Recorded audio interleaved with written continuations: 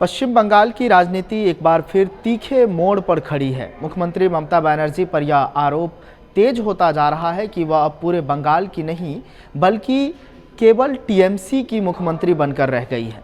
BJP के लगातार आक्रामक तेवरों ने टीएमसी खेमे में खलबली मचा दी है और आने वाले विधानसभा चुनाव को लेकर सियासी पारा लगातार चढ़ता जा रहा है। टीएमसी के कई वरिष्ठ नेताओं और मंत्रियों पर भर्ती घोटाला, जमीन सौदे और मनी लॉन्ड्रिंग जैसे गंभीर आरोप लग रहे हैं। केंद्रीय एजेंसियों की जांच और लगातार हो रही है कार्रवाइयों ने मुख्यमंत्री ममता बनर्जी की मुश्किलें बढ़ा दी है। राजनीतिक गलियारों में चर्चा है कि इन मामलों ने टीएमसी की छवि को आम जनता के बीच गहरा नुकसान पहुंचाया है।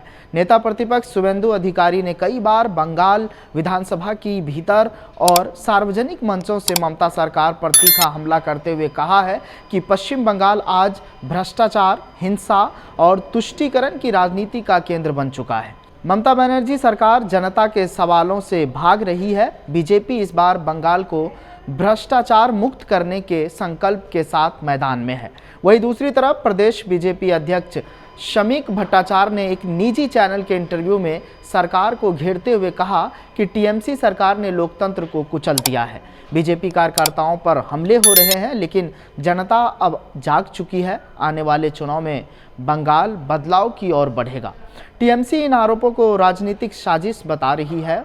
पार्टी प्रवक्ता कुणाल घोष का कहना है कि बीजेपी केंद्रीय एजेंसियों का दुरुपयोग कर रही है। ममता बनर्जी आज भी बंगाल की जनता की आवाज़ है और जनता बीजेपी की इस नकारात्मक राजनीति को नकार देगी।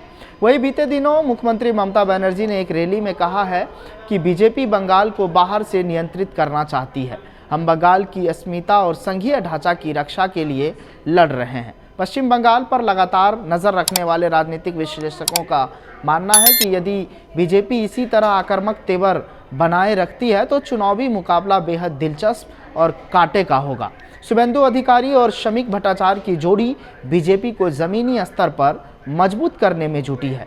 वहीं ममता बनर्जी अपनी पुरानी रणनीति और जनसंपर्क के सहारे सत्ता बचाने की कोशिश कर रही है। पश्चिम बंगाल का चुनाव केवल सत्ता का संघर्ष नहीं बल्कि भ्रष्टाचार बनाम बदलाव, टीएमसी बनाम बीजेपी और ममता बनर्जी की राजनीतिक साख की अग्नि परीक्षा बन चुका है।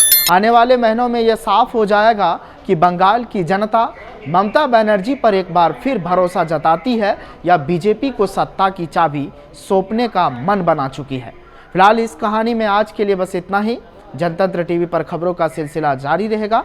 आप इस मुद्दे को लेकर क्या सोच रहे हैं कमेंट कर बताइएगा ज़रूर। ये खबर आपके लिए विकास राजपूत लेकर आए थे। कैमरे के पीछे मिनहाज है, उन्हें भी शुक्रिया कहिए और हमें भी शुक्रिया कहिए। बहुत बहुत शुक्रिया, बहुत बहुत शुक्रिया।